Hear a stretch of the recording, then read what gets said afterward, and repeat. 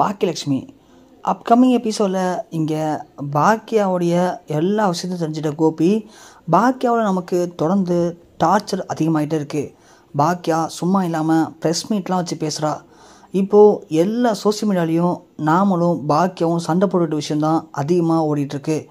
அதுலேயும் இப்போது நிறைய பேர் ஒரு பொண்ணுகிட்ட போய் சண்டை போட்டுட்ருக்கே, உனக்கு வெக்கமாக இல்லையா, அசிங்கமாக இல்லையான்லாம் நிறைய பேர் கமெண்ட் பண்ணுறாங்க. அதுலேயும் இப்போது பாக்கியா நம்ம மேலே பழி போட்டிருக்கா. இதை என்ன தான் பண்ணுறது அப்படின்னு சொல்லி தன்னுடைய ஃப்ரெண்டுகிட்ட கூப்பிட்டு வச்சு 2 பேருமே பேசிகிட்டு இருக்காங்க. டேய், எப்படியாவது இந்த வக்கீல்கிட்ட சொல்லி அந்த செஃப் ஆனந்திட்ட ஒரு டீலிங் பேச சொல்டா. ஒரு கொஞ்சம் காசு செலவானும் பரவாயில்லடா.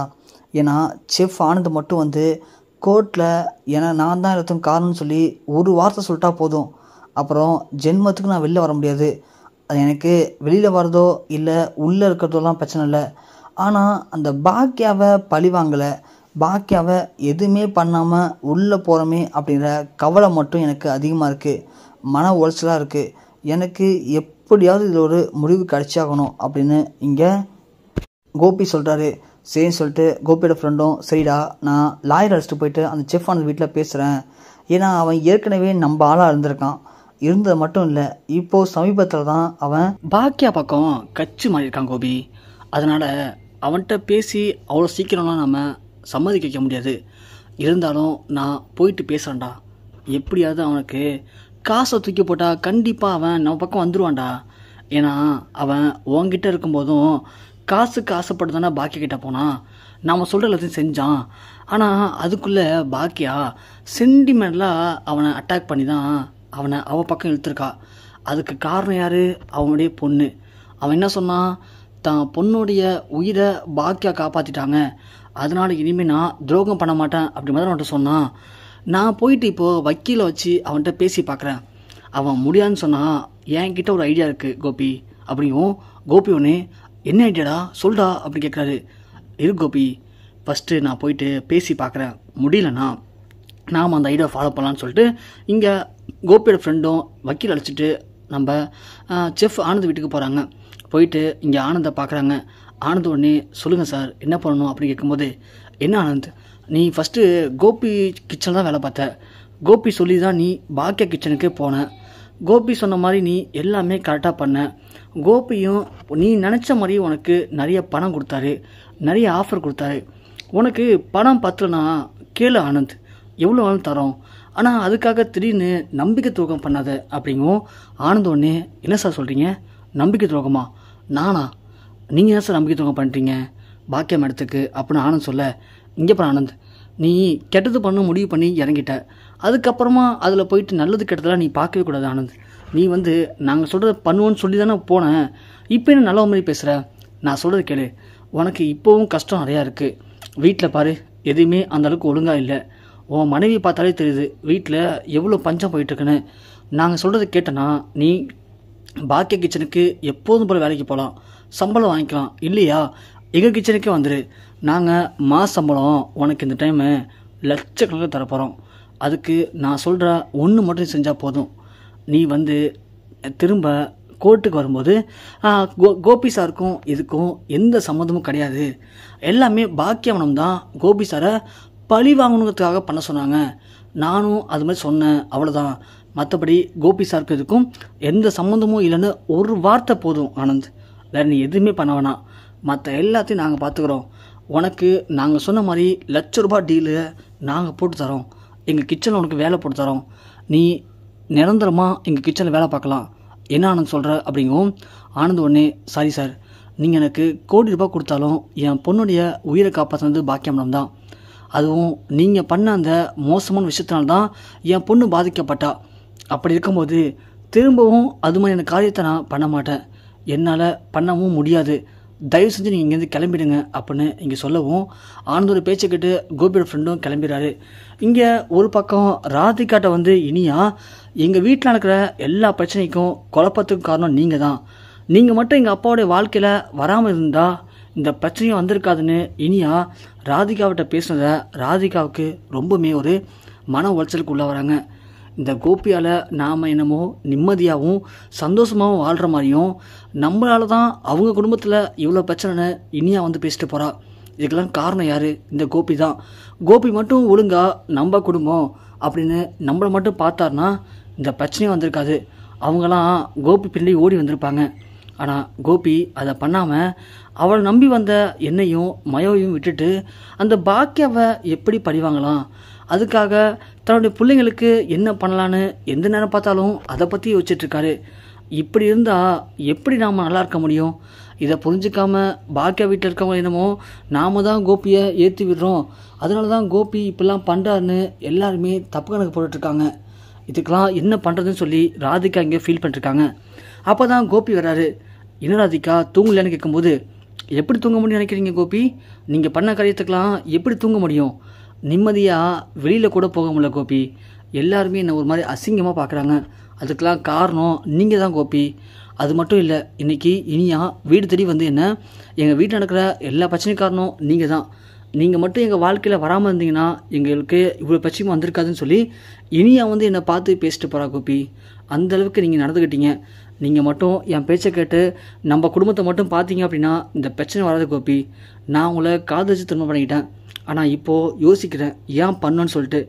ஒரு நாளாச்சும் என்னை நிம்மதியாக இருக்க வைக்கிங்களா கோபி நீங்கள் அப்படின்னு சொல்லவும், கோபி ஒன்று இன்னராதிக்கா இப்படிலாம் பேசுகிற, இனியா வந்து பேசுகிறான்னு நீ கோப்பறியா? அந்த இனியாட்ட நான் பேசுகிறேன். இனியா சின்ன பொண்ணு ராதிகா, அதனால் அவள் புரியாமல் பேசியிருப்பா, டேடி மேலே இருக்கிற பாஸ்டில் பேசியிருப்பா.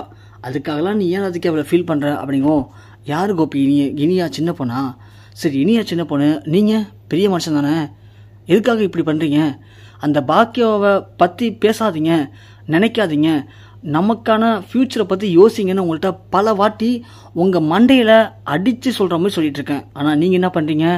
எந்த நேரம் பார்த்தாலும் அந்த பாக்கியாவை எப்படி பழிவாங்களான்னு எப்போ பார்த்தாலும் அதை பற்றி தானே கோபி பேசிகிட்டு இருக்கீங்க அப்படின்னு சொல்லவும், கோபி ஒன்று இப்போ என்னத்துக்கே பண்ண சொல்கிறேன் என்ன? அப்போ அந்த பாக்கியம் அப்படியே விட்டுறவா அப்படின்னு கேட்க, இல்லை கோபி எங்களை விட்டுருங்க, நாங்கள் நிம்மதியாக போய் எங்கேயாவது இருக்கோம், எனக்கு இந்த வீட்டில் நிம்மதியே இல்லை அப்படின்னு சொல்லிட்டு ராதிகா அங்கேருந்து ஏஞ்சி போயிடுறாங்க. கோபி யோசிக்கிறாரு, எல்லாத்துக்கும் காரணம் அந்த பாக்கியா தானே. அந்த பாக்கியாவை ஒரு வழியாக எதனா பண்ணிட்டோன்னா வீட்டில் இருக்கிற எல்லா பிரச்சனையும் முடிச்சிடலாம். அவன் என்ன பண்ணான்னு தெரியலையே, அந்த ஆனந்திட்ட போய் பேசணும்னு சொன்னான், பேசினானா இல்லையான்னு தெரியல, முதல்ல அவனை பார்த்து என்னாச்சுன்னு கேட்கணும் அப்படின்னு கோபி முடிவு பண்ணுறாரு. இந்த பக்கம் இங்கே பாக்கியா எதையோ யோசிச்சு உட்காந்துருக்காங்க. இனியா சாப்பிடவே இல்லை, காலேஜ் போக மாட்டேன்னு சொல்கிறாங்க. அதுக்கெலாம் காரணம் யார்? இந்த பாக்கியா சும்மா இல்லாமல் கோபிகிட்ட சண்டை போட்டதை பார்த்து தானே எல்லாருமே வீடியோ எடுத்து வெளியிட்டாங்க. அந்த வீடியோ பார்க்குற எல்லாருமே இனியாவை ரொம்ப கேவலமாக பார்க்குறாங்க. அதனால் இனியா ரொம்ப ஃபீல் பண்ணுறா. ஆனால் பாக்கியாவுக்கு இதை பற்றி எந்த காலுமே இல்லாமல் இருக்காளேன்னு சொல்லிட்டு ஈஸ்வரி வந்து பாக்கியாட்ட பேசுகிறாங்க. என்ன பாக்கியா இப்போ சந்தோஷமா? பாத்தியா இனியா எப்படி இருக்கான்னு சொல்லிட்டு. காலேஜ் போனாலே எல்லாரும் என்ன உங்கள் அப்பா அம்மா 2 பேரும் இப்படி சண்டை போட்டுக்கிறான்னு சொல்லி அவள் ரொம்ப அசிங்கமாக பார்க்குறாங்களாம். அவள் ரொம்பவுமே கூனி குறுக்கி காலேஜ் போய் பிடிக்காமல் உட்காந்துருக்கா. மனசு வெறுத்து போய் சாப்பிட விட மாட்டேன்னு சொல்கிறா. இப்போ ஒன்று சந்தோஷமாக இருக்குமே பாக்கியா அப்படின்னு சொல்லுவோம். என்னத்த என்னை பேச வைக்கிறீங்களா? என்னை பேச வைக்கிறீங்களான்னு கேட்குறேன். ஏன் உங்கள் புள்ள இந்த வயசுலேயும் 3 பசங்க இருக்காங்க. 3 பசங்க தேவையில்ல, அப்பா அம்மா தேவையில்ல, கட்டின பொண்டாடி தேவையில்ல, எனக்கு ராதிகா தான் முக்கியம்னு சொல்லிட்டு என்னை டிவோர்ஸ் பண்ணிவிட்டு ராதிகா போய் கல்யாணம் பண்ணிக்கிட்டாரு. அப்போது இந்த ஊர் யாரும் உங்களை பார்த்து அசிங்கமாக பார்க்கலையா? அப்போ யாரும் அசிங்கமாக பேசலையாத்த? அப்போல்லாம் ஊர் மெச்சிக்கிட்டாங்களா? ஏன் இந்த பாக்கியா வேணாம், என் பையன்தான் வேணும்னு சொல்லிட்டு கோபி கூட போனீங்களே உங்கள் மருமக வீட்டுக்கு, அப்போது என்ன நடந்துச்சாங்க? எதுக்காக? எனக்கு என் பையனும் வேணாம், என் மருமகளும் வேணாம், எனக்கு பாக்கியா மட்டும் போதுன்னு எதுக்காக இங்கேருந்து ஓடி வந்தீங்க? ஏன்த்த அப்போல்லாம் இந்த தெருவில் இருக்க யாரும் பார்க்கலையாத்த? ஏன் இனியாவுக்கு ரொம்ப அசிங்கமாக இருக்கா? இனியா ஸ்கூல் படிக்கிறதுலேருந்து காலேஜ் படிக்கிற வரைக்கும் எத்தனை புது பிரச்சனை கொண்டு வந்திருக்கா. எல்லாத்துக்கும் அவங்க டேடி போனாரா? நான் தானே போனேன், நான் தானே அசிங்கப்பட்டு நின்னேன், நான் தானே அத்தனை வாட்டி மன்னிப்பு கேட்ட எல்லாத்தையும். அப்படிலாம் பண்ணி தானே நீ படிச்சுட்ருக்கா. அப்போல்லாம் அசிங்கமாக இல்லையாத்த? இப்போ தான் அவளுக்கு புதுசாக அசிங்கம் வந்துருச்சா? ஏன் உங்களுக்கு தான் தெரியாதா? இங்கே பாருங்கத்த, நான் என்ன சொல்கிறேன்னா, நான் இப்படி தான் இத்தனை நாள் வரைக்கும் உங்கள் எல்லாருக்காகவும் யோசிச்சு நான் வாழ்ந்தேன். இனிமே என்னால் அப்படி இருக்க முடியாதத்த. இந்த பாக்கியா இனிமே பாக்கியாவுக்காக வாழ போகிறா. பாக்கியா இப்படி தான் இருப்பா. என்னை புரிஞ்சுக்கிட்டு என்ன பண்ணுறது ஓகேனா இந்த வீட்டில் இருங்க, இல்லையா அந்த கோபி பண்ணுறது தான் சரின்னு தோணுதா, தயவு செஞ்சு எல்லாரும் கிளம்பி கோபிக்கிட்ட போயிடுங்க. எனக்கு உங்களை பற்றி யோசிக்கிற தேவையில்லை, தலைவலியும் எனக்கு தேவையில்லை அப்படின்னு இங்கே பாக்கியா மூஞ்சி அடிச்ச மாதிரி பேசிட்டு கிளம்பிடுறாங்க. இங்கே கோபியோட ஃப்ரெண்டும் அவன் செஃப் ஆனந்தில் பேசி முடிச்சோன்னே வீட்டுக்கு வராரு. வந்தோடனே கோபி கால் பண்ணி பேசாது. கோபி அவன்கிட்ட பேசிட்டேன், அவன் ஒன்றும் ஒத்து வர மாதிரி தெரில. அவன் திரும்ப திரும்ப சொல்கிறேன் என்னன்னா, என் பொண்ணோட வாழ்க்கையை காப்பாற்றினது, உயிரை காப்பாற்றினது பாக்கியா தான். அதனால் என்னால் இனிமேல் அந்த தப்பை பண்ண முடியாதுன்னு சொல்கிறான். அதுக்கு ஒரே வழி, அவனுடைய பொண்ணு நம்ம கடத்த வேண்டியதாண்டா கோபி. அவன் பொண்ணை மட்டும் நம்ம கடத்திட்டோம் அப்படின்னா கண்டிப்பாக அவன் பொண்ணுக்காக நாம் சொல்கிறத அவன் செஞ்சு தான் ஆகணும், வேறு அவனுக்கு வழியே இல்லை அப்படின்னு சொல்லவும் கோபி ஒன்று சூப்பரா அப்படின்னா அதை செஞ்சிரு அப்படின்னு சொல்கிறாங்க. சரி கோபி அப்படின்னு சொல்லிட்டு அவனும் ஃபோன் வச்சிட்றான். இங்கே கோபி போயிட்டு சந்தோஷத்தில் ஃபுல்லாக குடிக்கிறாரு. குடிச்சிட்டு மட்டையாகிறாரு. அடுத்த நாள் காலையில் ஏஞ்சிருக்கவே இல்லை. இங்கே அதே மாதிரி செஃப் ஆனோட பொண்ணை கடத்திடுறாங்க. கடத்தி முடித்ததும் இங்கே கோபியோட ஃப்ரெண்டு கோபிக்கு கால் பண்ணுறான். ஆனால் கோபி போதில் எடுக்கவே இல்லை. ஃபோன் வந்துகிட்டே இருக்குது. ராதிகா பார்க்குறாங்க. யார் இது அப்படின்னு சொல்லிட்டு ஃபோன் அட்டன் பண்ணுறாங்க. அட்டன் பண்ணோடனே இங்கே கோபியோட ஃப்ரெண்டு, டேய் கோபி, நீ சொன்ன மாதிரியே செஃப் ஆனந்தோட பொண்ணை கடத்தியாச்சு. இப்போது என் வீட்டில் அந்த பொண்ணை வச்சுருக்கேன், எந்த பிரச்சனையும் இல்லை. இப்போ நாம் கோர்ட்டுக்கு செஃப் ஆனந்த் வரும்போது நாம் அவனுக்கு ஃபோன் அடித்து உன் பொண்ணு என்கிட்ட தான் இருக்கா, நான் சொல்கிற மாதிரி நீ சொல்லிட்ட அப்படின்னா எந்த பிரச்சனையும் இல்லை, எனக்கு இதுக்கு சம்மந்தம் இல்லைன்னு சொல்லிவிடு, இல்லைனா அவன் பொண்ணை கொண்டுடுவோன்னு சொல்லி மிரட்டுவான்டா. கண்டிப்பாக அவன் கோர்ட்டில் வந்து அவன் பொண்ணுடைய உயிருக்கு பயந்துக்கிட்டு எல்லாத்துக்கும் காரணம் பாக்கியா தான், கோபி சாருக்கு இதுக்கும் எந்த சம்மந்தம் இல்லைன்னு சொல்லிடுவான். ஈஸியாக நீ இந்த கேஸில் வெளில வந்துடலாடா கோபி, எந்த பிரச்சனையும் இல்லைடா அப்படின்னு சொல்லிட்டு ஃபோன் வச்சுறாரு. ராதிகா செம்ம ஷாக்காகிறாங்க.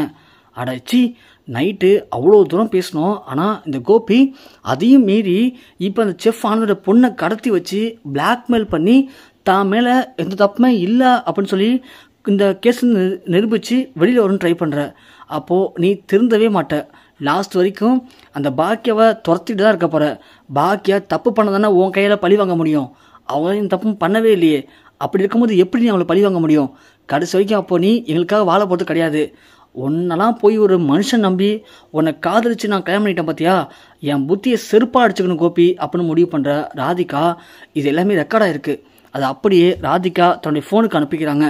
அனுப்புறது மட்டும் இல்லாமல் அது அப்படியே இங்கே ராதிகா பாக்கியாவோட ஃபோனுக்கு அனுப்புகிறாங்க. அனுப்புறது மட்டும் இல்லாமல் ராதிகா பாக்கியாவை கால் பண்ணி பேசுகிறாங்க. இந்த மாதிரி கோபி அந்த செஃப்போட ஆனந்தோடைய பொண்ணை கடத்தி கோபியோட ஃப்ரெண்டு வீட்டில் வச்சுருக்காங்க. பாக்கியா, நீங்கள் எப்படியாவது அவரோட வீட்டுக்கு போனீங்க அப்படின்னா கண்டிப்பாக செஃப் ஆனந்தோட பொண்ணை காப்பாற்றிட்டா செஃப் ஆனந்த் அப்புறம் கோர்ட்டில் வந்து யாருக்கும் பயந்துக்கிட்டு எந்த ஒரு பொய்யும் செலுத்த தேவையில்லை, அவர் உண்மையை சொல்லிடுவார். அவருடைய ஃப்ரெண்டும் இப்போது கிளம்பி கோபியை பார்க்க இங்கே வந்துட்டுருக்காரு. இப்போ கோபியோட ஃப்ரெண்டு வீட்டில் யாரும் இருக்க மாட்டாங்க, நீங்கள் சீக்கிரமாக போங்க பாக்கியான்னு இங்கே ராதிகா சொல்லவும் பாக்கியாவும் உடனே கிளம்பி கோபியோட ஃப்ரெண்டு வீட்டுக்கு போகிறாங்க. பார்த்தா சொன்ன மாதிரி கோபியோட ஃப்ரெண்டு வெளில போயிறாரு. வீட்டு கதவை உடச்சி உள்ளே போனால் ஆனந்தோடைய பொண்ணு இருக்காங்க. உடனே ஆனந்தும் பாக்கியாவும் அவருடைய பொண்ணை காப்பாற்றிட்டு வீட்டுக்கும் போகிறாங்க. பாக்கியா சொல்கிறாங்க செஃப் ஆனந்துக்கிட்ட, ஆனந்த், இனிமேல் நீங்கள் இங்கே இருந்தால் சேஃப் இல்லை, நீங்கள் உங்கள் ஒய்ஃப் அழைச்சிட்டு நீராக என் வீட்டுக்கு வந்துடுங்க. இந்த கேஸ் முடிஞ்ச வரைக்கும் நீங்களும் உங்கள் ஒய்ஃபும் உங்கள் பொண்ணும் என் வீட்டில் இருங்க அப்படின்னு சொல்லவும் செஃப் ஆனந்த உடனே பாக்கியாவை கையெடுத்து கும்புறாரு. ரொம்ப நன்றி மேடம், நான் உங்களுக்கு பண்ண துரோகத்தெல்லாம் மறந்துட்டு இப்போது என்னையும் என் குடும்பத்தையும் காப்பாற்றிருக்கீங்க.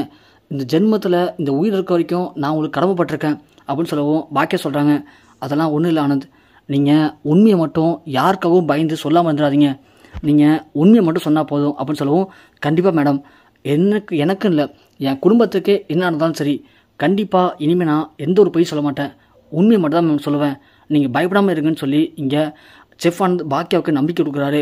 ஒரு பக்கம் கோபி கண்டிப்பாக செஃப் ஆனந்த் நமக்கும் இந்த பிரச்சனைக்கும் சம்மந்தம் இல்லைன்னு சொல்லிவிடுவான். கண்டிப்பாக நம்ம வெளியில் வந்துடலாம். வெளில வந்ததுக்கு உடனே கண்டிப்பாக அந்த பாக்கியாவை ஒன்றும் இல்லாமல் தெரியாமல் அழிச்சு ஆகணும்னு சொல்லி இங்கே கோபி கனவு கண்டுட்டு ரொம்ப ஜாலியாக படுத்திருக்காரு.